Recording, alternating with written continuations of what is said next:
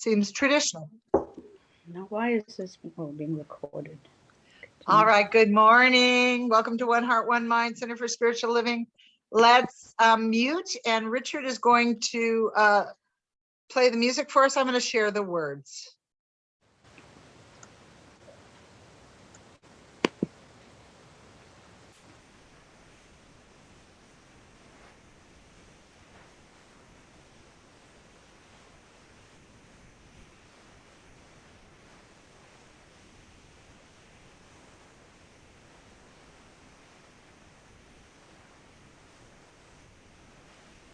What is join? Richard, all I hear is fuzz. I don't know. Yeah, I just hear fuzz.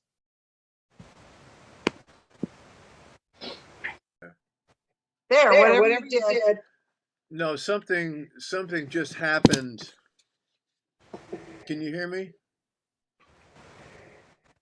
Yeah, Yes, we can hear you. Yeah, the lyrics took over my whole screen all of a sudden, and it covered up my ability to unmute myself. Well, you know what? We know these lyrics. Would you like me to take them down? Hold on a second. If I can, there, that's better. Because it took over the whole screen. Let me see here. Okay, so you can hear me now. We don't need the lyrics. We all know them. Just go ahead and play. Always a new lyric. There's always a new wrinkle, shall I say. Okay, I release. Here we go.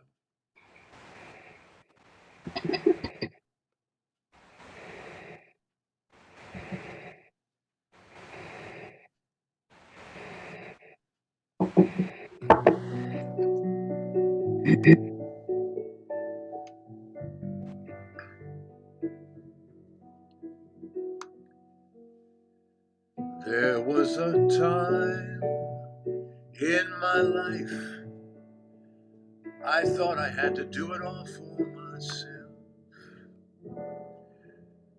I didn't know the grace of God was sufficient.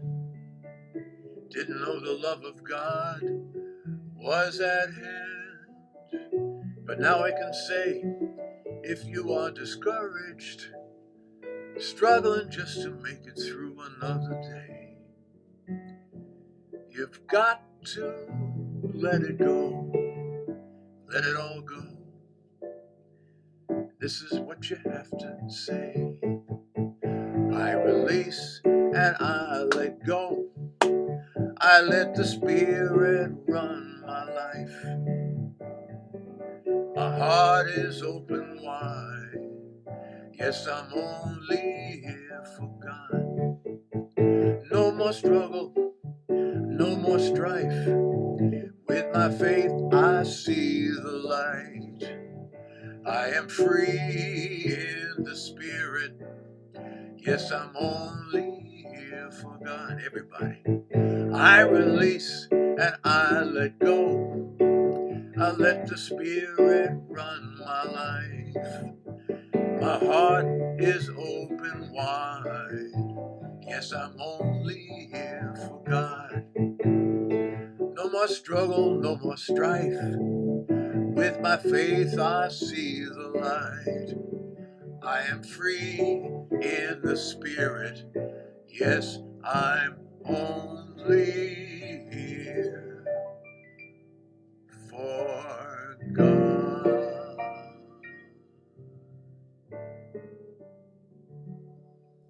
All right. We got it done.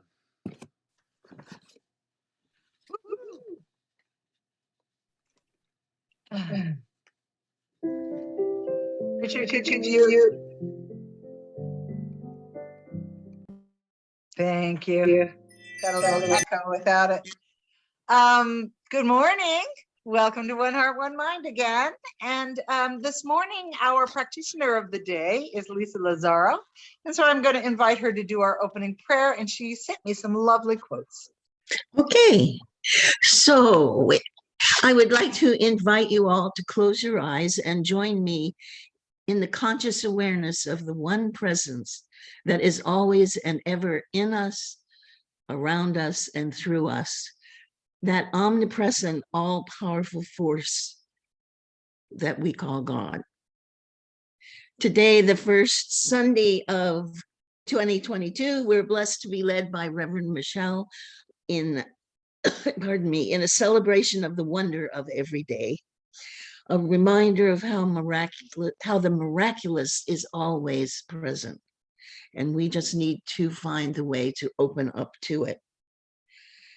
I'm so grateful and thankful for this community that allows us to continue to evolve in our spiritual consciousness for the benefit of ourselves and the world as we seek to be God's hands and feet on this planet. And so I release my word with gratitude and gratefulness and thankings. And I release by saying, and so it is.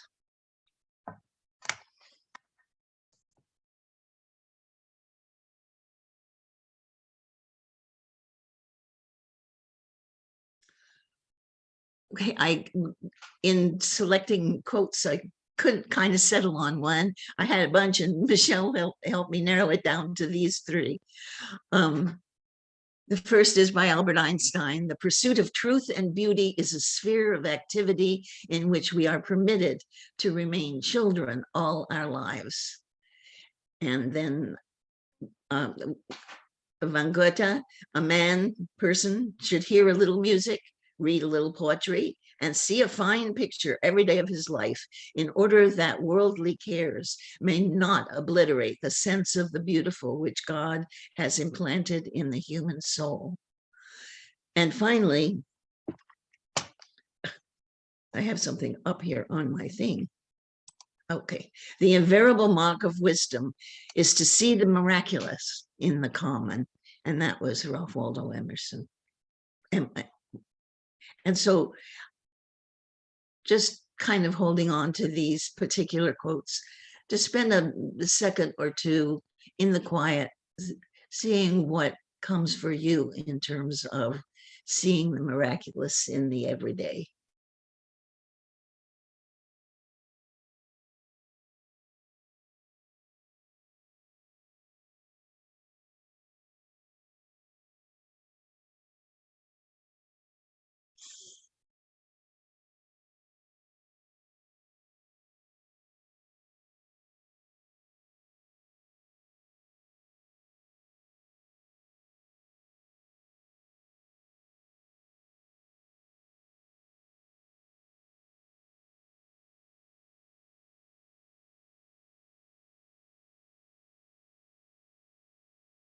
And so let us come back together.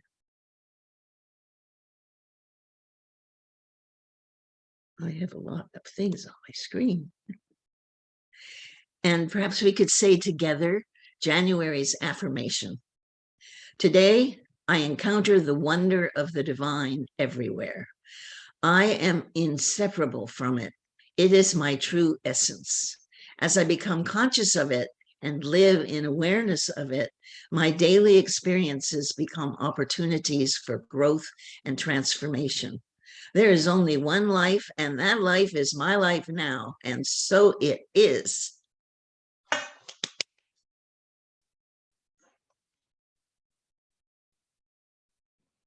Thank you, Lissa. Beautiful. I loved all of those quotes. She had some other good ones too. She's a good quote finder from a lot of different sources, which is really wonderful. So Richard is going to sing a song for us or play some music for us that I asked him because I wanted us to think about the amazing things that are possible for us in 2022. Take it away, Richard. All right, all right. Amazing things, and there's some beautiful versions of it. And yeah, I think it's a good time to look at the year ahead, and we can look forward to some amazing things that we're going to be getting into as a group and as individuals. And it really comes down to us. So let's see if we can get this started here.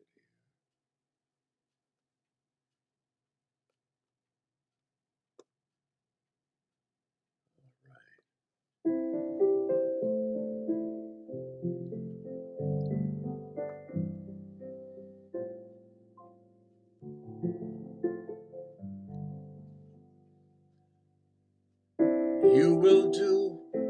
amazing things with the choice each new day brings. And with every step you take, bless the progress that you make. The reason you live is found in every gift you give. Love your life, love your dreams, you will do amazing things.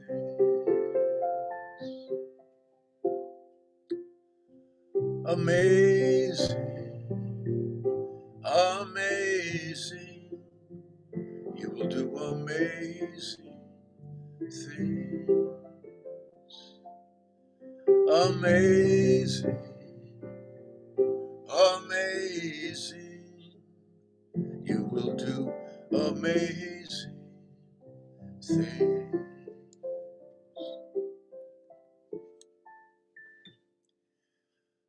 Don't worry when or where or how.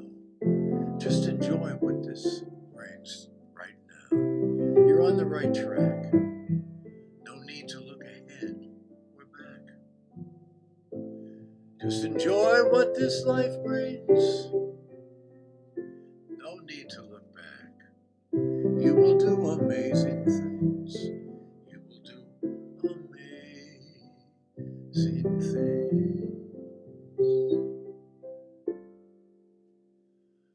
Amazing,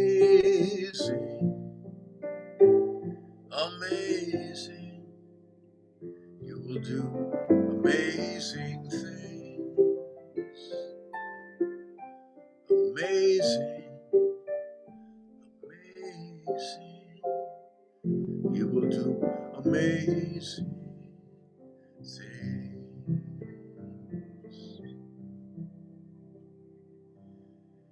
You don't have to work it out, just stay in the here and now. Let your mind rest for a little while. Sometimes the deepest answers come when you're out there having fun. So close your eyes, take a breath, and smile. Amazing, amazing, you will do amazing things. Amazing, amazing, you will do amazing things.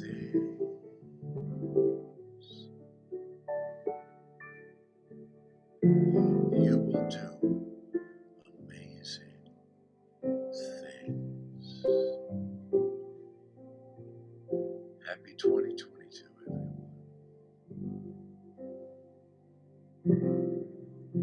Thank you. Blessings to all.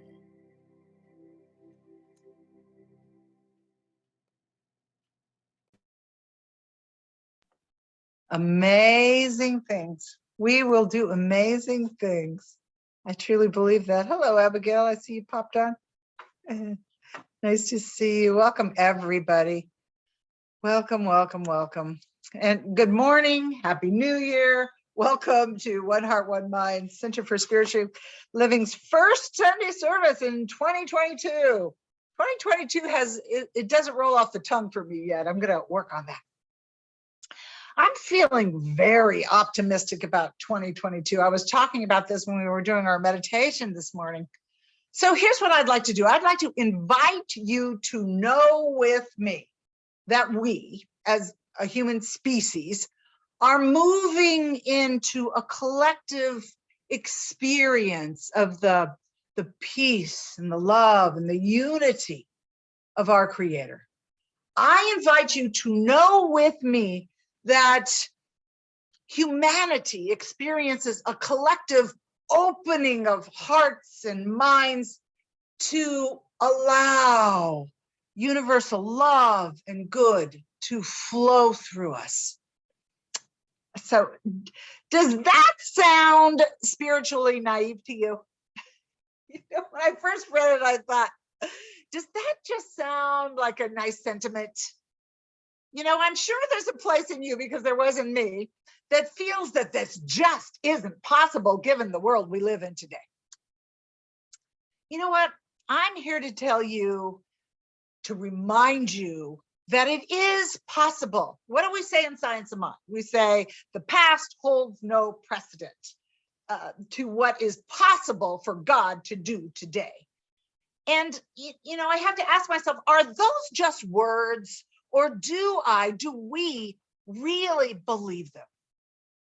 So I invite you right now, in this moment, right now, in this present moment, to join with me in knowing that it is possible, that our coming together is this powerful force for good, for transformation. And to know that, and to let this be the place we live, in this kind of knowing.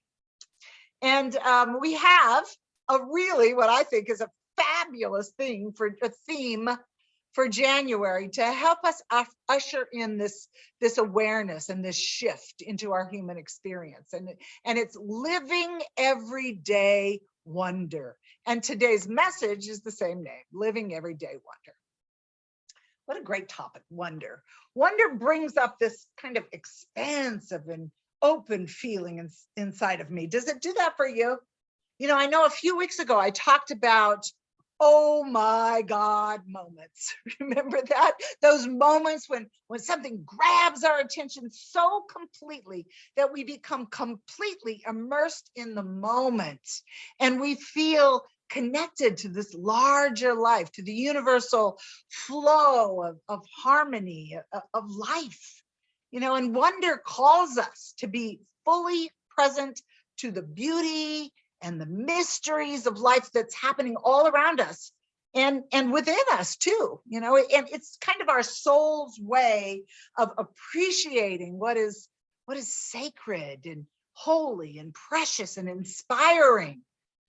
And we can only experience wonder when we are fully present in the moment. I was thinking about that. I was thinking, even if we're looking at a photo of something that happened in the past, or we're recalling a memory of an experience we had that had filled us with wonder, we have to experience the wonder right now, in this moment. Wonder kind of moves us beyond the boundaries of what we think is possible, or where we've already been before, and it leads us into an ever expanding experience of new good and new just new juicy experience of life. Wonder kind of shows us the intelligent order and synchronicities of life. Think about when you've been in deep wonder about something. Maybe it was a beautiful sunset. You see how ordered and organized and beautiful and intelligent the world is, life is. It draws us into a deeper insight of truth. I know that, let's see, I wrote it down because I didn't want to forget. The founder of the Sikh tradition, his name was Guru Nanak. I don't know if I'm saying that correctly or not, but he ran across this quote. I wanted to share it. Truth is high, but higher still is truthful living. And I think that's what wonder does. Wonder opens the door for us to live in truth. It's not enough. We know this, we say it all the time. It's not enough to know spiritual truth. We have to live it, experience it, and allow ourselves to be transformed by it. And wonder takes us there.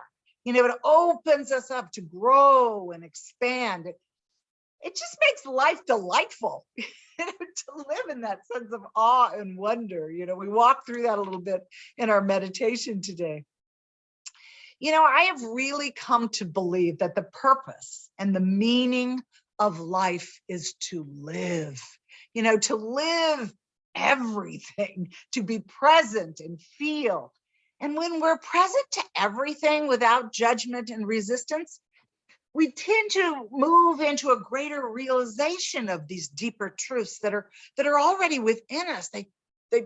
We touch them in a way, and they open up. Our founder, Ernest Holmes, wrote a lot about living, as we all know.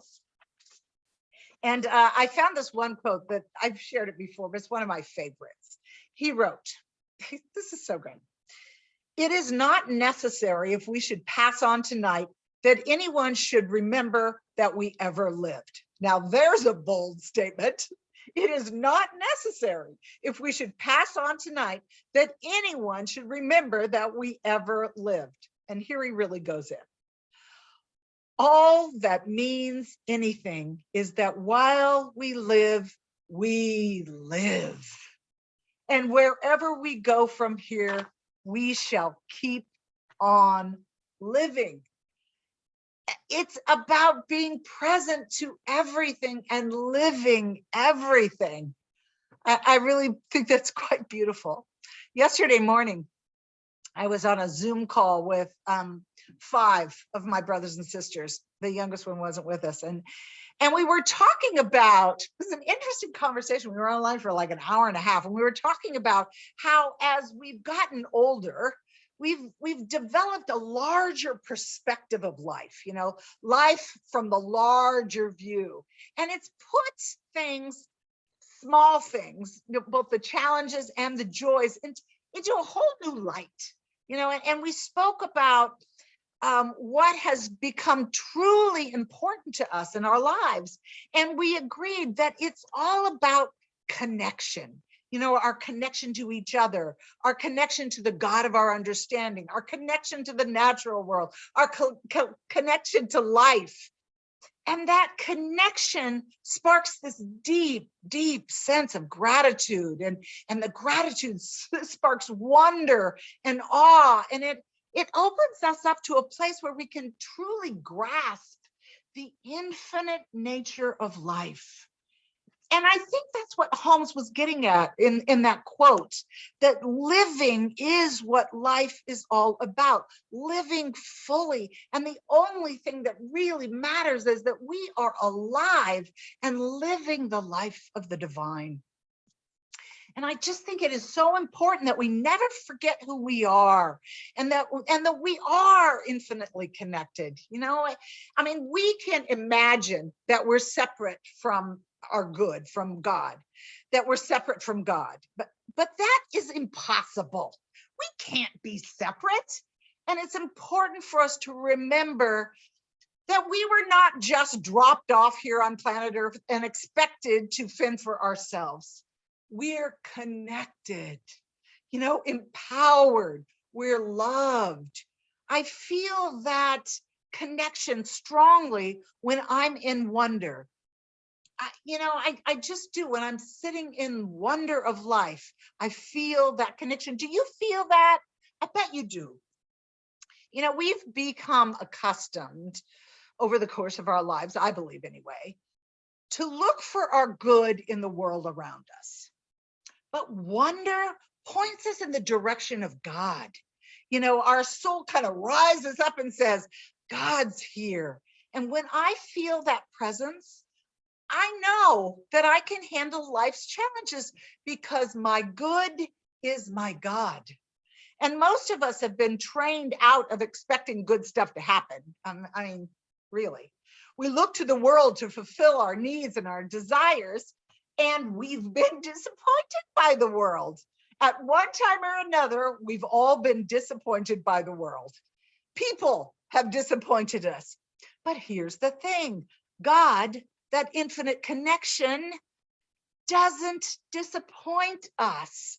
When we sincerely and truly go to that presence from which all things have sprung, that presence will not disappoint us. You know, the old God of my childhood disappointed me. I didn't get that bike for Christmas or for my birthday. But the God of my adulthood never disappoints. Even when circumstances, worldly circumstances and situations don't turn out exactly like I want them to, being in conscious union with the presence of God brings me a sense of peace, calm, strength, and the joy of feeling love. Everything I need is here, no matter what the world looks like.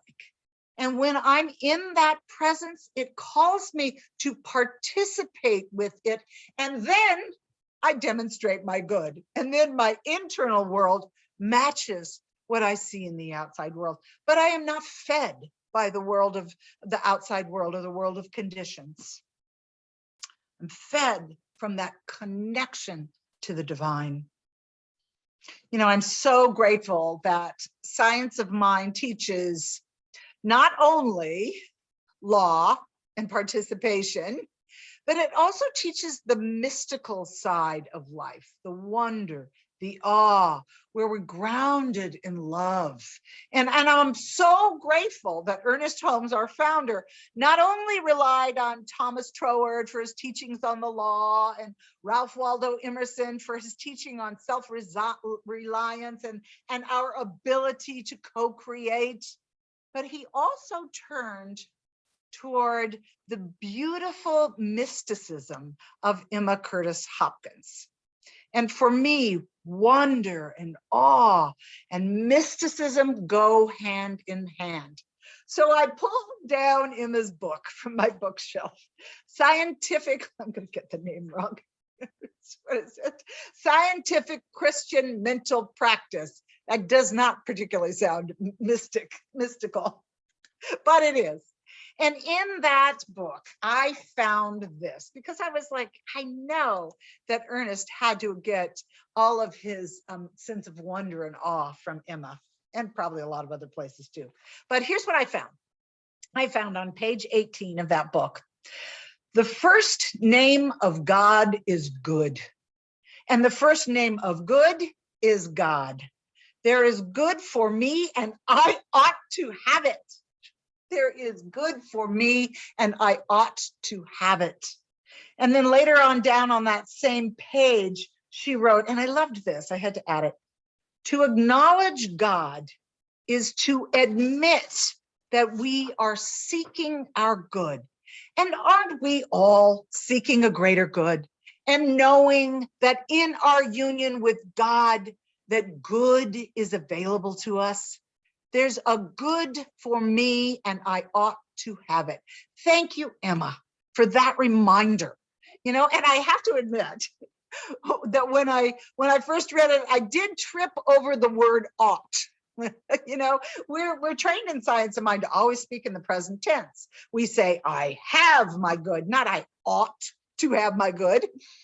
Because truth is, good is always there in potential. We may not just have demonstrated it in our life yet into form and experience. But you know, I got to thinking about it because I've also heard that our subjective mind, which is kind of the place where the law is charged up and activated, our subjective mind won't accept something that it doesn't actually believe is true. So if I make a statement that my subjective mind doesn't quite yet believe, won't it be a little bit more difficult to demonstrate, even though intellectually, I do believe my good is available to me through God. I believe it's here now. That maybe it would clear the path a little more if I were to use the word ought. You know, we had this discussion on our online class the other night about, and I think it was Morgan that brought this up to say, what if, or is that it? What if? Because it opens us up to the possibility, even though it may not be right now. So I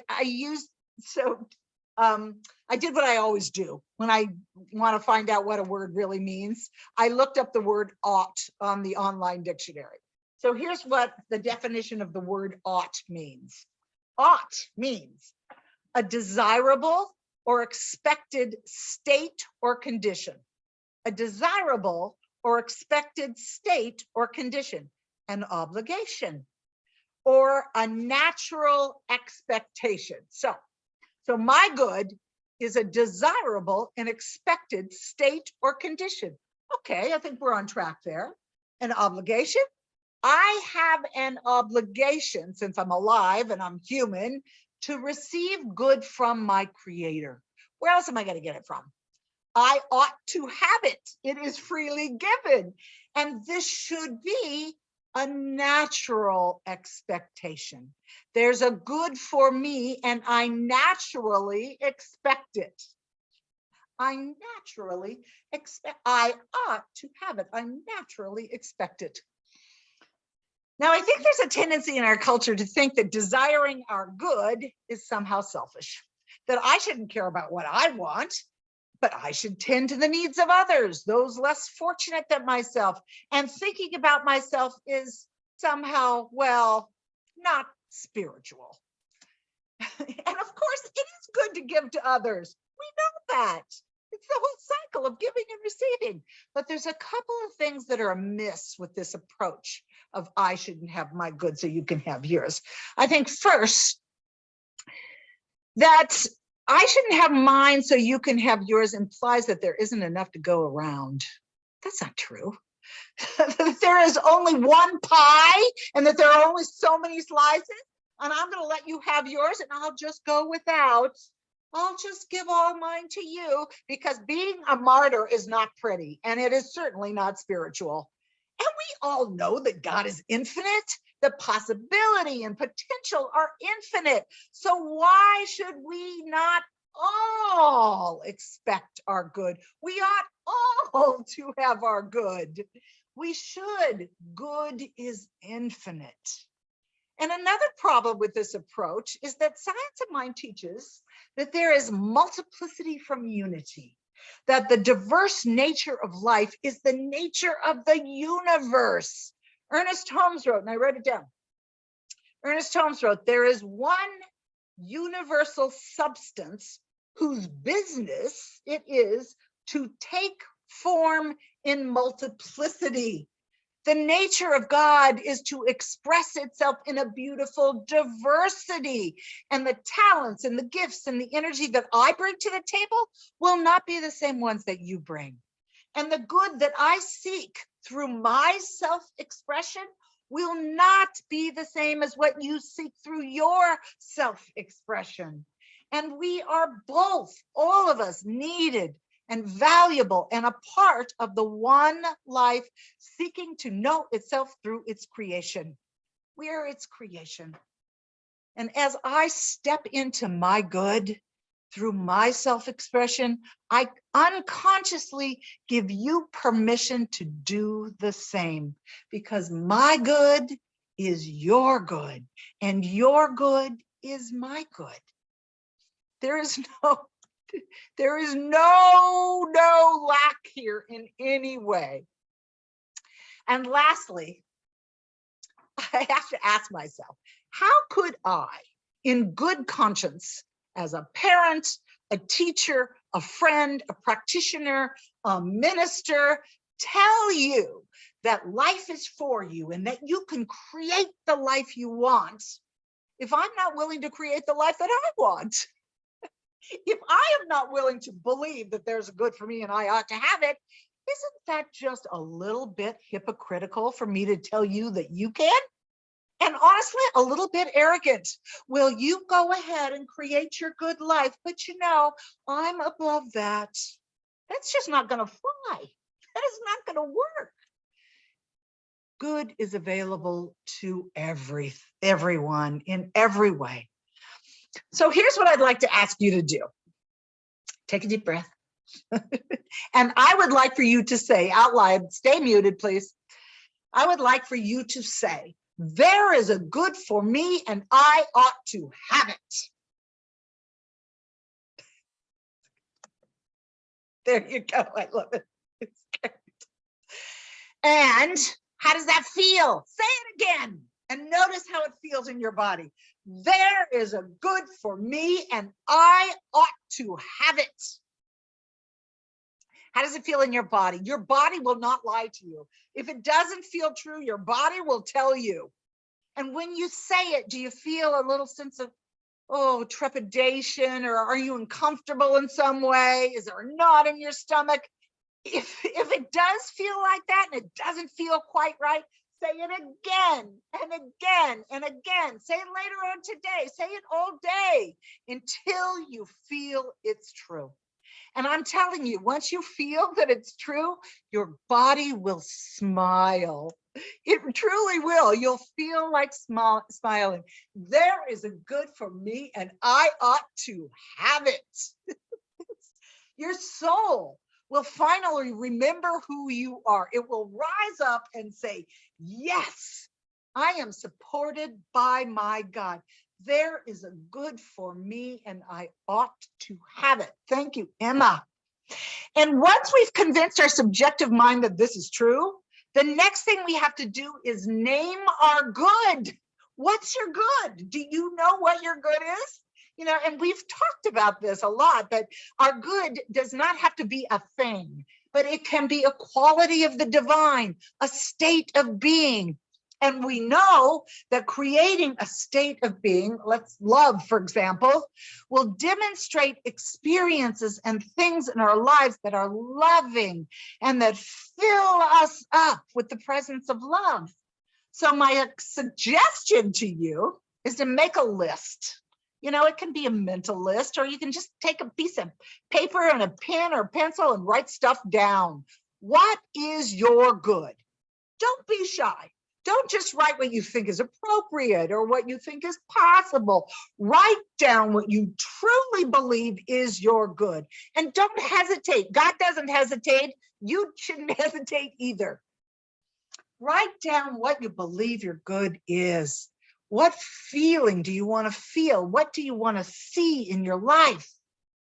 And the next thing we have to do once we've named our good is to claim our good. You know, if you go out and you buy a lottery ticket and you win, you still have to go claim the prize. You still have to turn in the ticket. You have to claim your good. And you claim your good by creating an internal environment that knows, that resonates with, that feels the possibility of your good. That's what we do when we do science of mind treatment. We feel as if the thing has happened. We create a vibrational match for what we want. We claim it. We demonstrate what we believe and who we are, not what we just think about, or not what we just say we want. We become what we want. And I assure you that when you do this, all kinds of objections are going to surface. I was talking about this in the meditation too. As soon as you name your good and claim your good, all these reasons why this is not going to work, your rational, your practical mind goes crazy. Everything's going to come up. Every reason you can possibly think of why you cannot have your good is going to rise to the surface. And there's another great way to deal with that. Write them down. List all the reasons why this can't happen. And then ask yourself, and I sincerely mean to do this, connect with the divine and then ask yourself this question: are these reasons bigger than God? Because that's what we're dealing with here. We're dealing with the infinite power and presence of the divine here, people. That's big. And I guarantee you that none of the reasons that you come up with will stump God.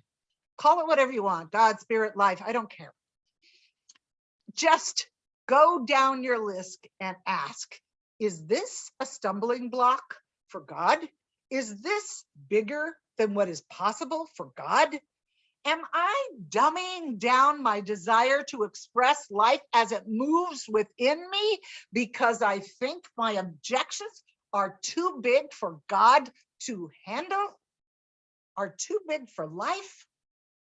I'm getting a little animated here because I've been thinking about this all week, and I have come to the conclusion that nothing that I have been able to come up with is more powerful than the power that created everything. Isn't more powerful than me. You know, when I first decided that I was going to go to ministerial school, I didn't know how it was going to be possible. You know, because I didn't have a job at the time. We had just moved to Grants Pass, and I had had a 1-year temporary teaching job, one position, and it ended. And so I didn't have a job, and I needed to be able to work to have the money to afford ministerial school. And so I just kind of moved ahead. I applied and I was invited down to do my ministerial entrance panels in front of a group of ministers that I'd never met. So I traveled down to San Diego. And while I was down there, I got a call about a teaching job in Grants Pass, and they wanted me to interview like right then. But I was in San Diego. So I didn't know what I was going to do. And so I told the person who called and wanted me to interview my dilemma. And then she said she'd see what she could do. And then I just went into prayer. I just decided, okay, I don't know what to do here. You figure it out, Spirit, because I don't know the way forward. I just went into prayer, knowing that in Infinite Mind, there was already a solution. And then a little while later, I got a call back asking if I'd feel comfortable interviewing over the phone. And of course, I said yes. And the interview was exactly 1 hour before my ministerial panel. So I thought, okay, how am I going to do that? So I sat in the parking lot of Seaside Center for Spiritual Living in Encinitas, where I went to ministerial school. And I interviewed for the teaching job, which I got. And then I went into my panels, which I passed, and I was accepted into Holmes Institute. And there is a good for me, and I ought to have it. Don't ever underestimate the power of spirit, of the divine presence, of the created energy that is still keeping the planets in their orb. So this week, let's say this month or this year, let's use wonder as an avenue to know that there is a good for us and we ought to have it, both as individuals and as a collective, one humanity. You know, I've been posting for 33 days now, daily gratitude practices and quotes and a video to watch. And the entire process, the entire purpose of this gratitude experiment, whatever we want to call it, is to put us in a state of gratitude, which opens the door to wonder and to awe and to the divine flow. It invites the daily things that show up in our life, the ordinary small things, to look extraordinary, because in reality they are. You know, and we've also, thank you, Jean Perkle, just started to post them again from the beginning on January 1st on our Facebook page. So if you haven't received the gratitude emails or you haven't participated, you can start now. You can go from gratitude to wonder, to awe, to grace, and to your good, because there is a good for you and you ought to have it. Happy New Year. Best year ever. Let's pray. So coming together in this sense of oneness, of connection, the wonder and the awe of the divine coming together in that. Oh, I just know that God is absolutely all there is: spirit, life, wonder, the blessedness of this creative energy and power that is us, that we live and move and have our being within it, and that it can inform, if we say yes to everything that we do, everything that we feel, everything we experience in our humanness. So I claim and accept, I announce to universal law that there is a shift in our collective human consciousness that allows love to run the show. That there is a pathway forward that knows there is good for us and we ought to have it, for it is the way and the nature of universal order and balance and harmony itself. It is the way of life, and we are one with life. So I know this so certainly and so completely and with such conviction that nothing that pops up from my past human experience may block its path. The way is clear. And I stand fully in the full acceptance of this for all of life, for all of humanity, for all of every life that is walking upon the surface or in the soil of our beloved Mother Earth, and for the Mother herself. That we are right here, right now, in this divine, holy, sacred moment, creating a new reality in physical form. Thank you, God, for the ability to participate in this with you, with us, in the one life. I just relax in the knowing that it is already so in mind and it is now making its way into demonstration, and that we are so blessed. And I relax in that. I release my prayer, and we say together with confidence and knowing, and so it is. There is a good for us, and we ought to have it.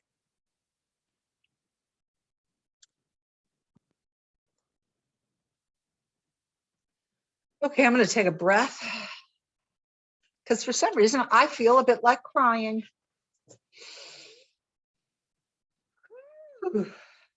Well, the energy of 2022 and the spirit with which I have chosen to embrace it are flowing through me right now. So,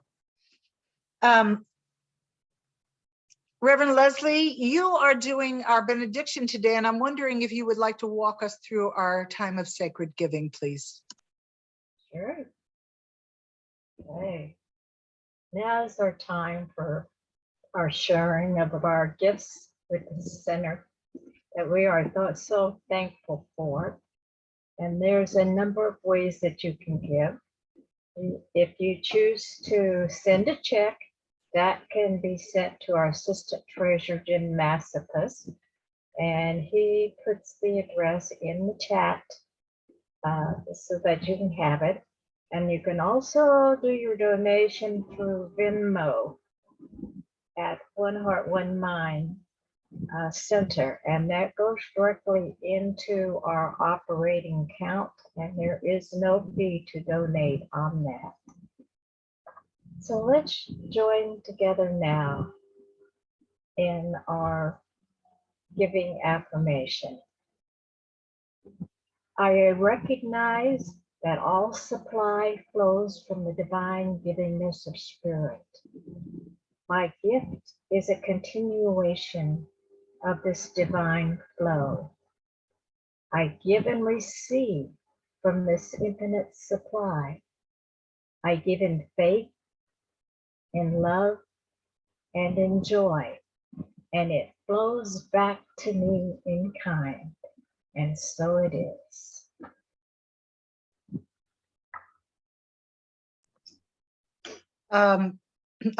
Would you like to do the announcements as well? I don't know if you or Sure. Robert. Okay.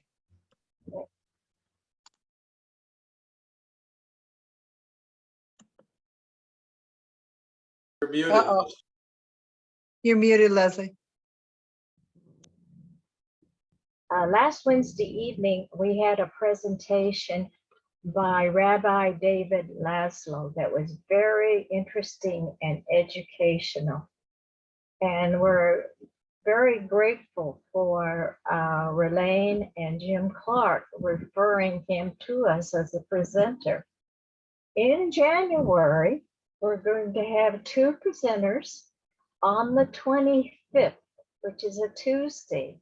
And that's going to be Reverend Steve and Abigail Albert, who are going to tell us about their point experiences, as they are the founder of Point. And so mark your calendars for that event. Monday evening is our prayer group, and anyone is invited to join us in that silent prayer that we do on Monday evening, with our intentions of the prayer being the characteristics that we would like to have this center express, and that they are expressing. And then Tuesday, Reverend Michelle is going to be facilitating our spiritual practice and discussion. And she's going to talk about release and intention. So both Monday and Tuesday evenings are at 6 o'clock on Zoom. And I invite all of you to come join us. Are there any other announcements? Yeah, Leslie, when do we start the first 4 chapters of Science of Mind? Is that on the second Tuesday? Oh, forgot I about don't- that. Lisa, I totally spaced it. You know what? I was thinking, because we didn't do thank you for reminding me, I completely spaced. We're gonna have to rethink the Tuesday evening. I'm sorry about that. I completely forgot about that. Not to worry, I'll send out an email. Revamp. Okay. I set it up too far ahead of time and I totally forgot. Thank you for the reminder, Robert. Totally. Okay. Well. Any other announcements? Okay. Let's join together then for our benediction. As we begin this year and leave this service here today, we do it with open hearts of compassion. Compassion for our fellow man, knowing that everyone is on their pathway of life, a pathway that they have chosen to be on, and that there is good that comes out of all of it, for we are all connected. We know that that feeling of the oneness with the divine deepens this year, as it has here today with this information that has been presented. We are grateful for the teachers in our lives, knowing that they have much to share with us, and that often that teaching comes in the form of silence, through that intuitive voice of God. And we are open to hear that also, knowing that whatever is presented to us, it is in a way we understand it and we can use it and know exactly what it is speaking about. We are thankful for this philosophy called the Science of Mind, in which we all grow as individuals with greater empowerment and greater power, knowing that we are co-creators with the divine. And as was said in our service today, there is a good in this universe, and we ought to have it. We are thankful that all of this is now expressing, and so it is. Thank you, Leslie. That was beautiful. Really beautiful. What a wonderful way to end the service. I want to thank everybody. Thank Richard for the music he's played and what he's going to play now. I want to thank Lissa for her wonderful invocation, for Leslie, for everyone for being here today, for our sound guy, Jim, in the background, streaming us onto Facebook. I know there's a lot of people who just watch on Facebook these days, which is wonderful. Technology is wonderful. And Richard, we're going to do that song, Grateful. I think the first time I ever heard it, it was when I came up to speak when we were in Sorrento Valley. And I thought, oh, I love that song. And it's the one that's grateful for the morning. I don't know if we need the lyrics or not, but it seems to kind of throw Richard. So let's just sing along without me posting them. Go ahead, Richard. Here we go. No, that's fine. Basically, it's a matter of choosing the view, and somehow or other it kind of overpowered my own computer, and it made it take up the whole screen. But now we're fine. So Let's do this song. Grateful.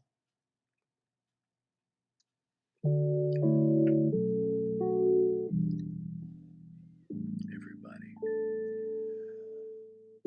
Grateful for the morning, grateful for the sunlight on my face, grateful for the feeling,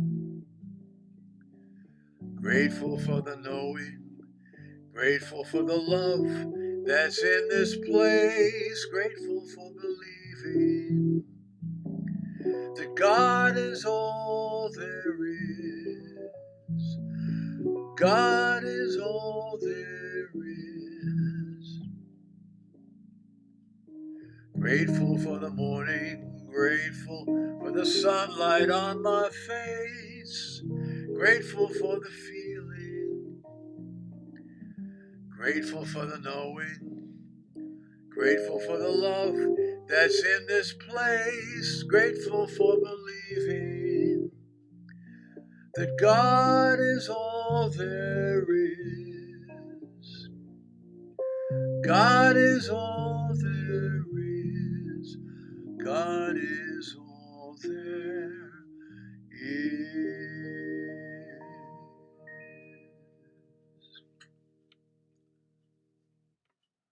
Oh, thank you very much. Real quick, a question. Michelle, is there a video? Was it recorded with the rabbi, the message that, I didn't record it because, there's a confidentiality issue and I just didn't want to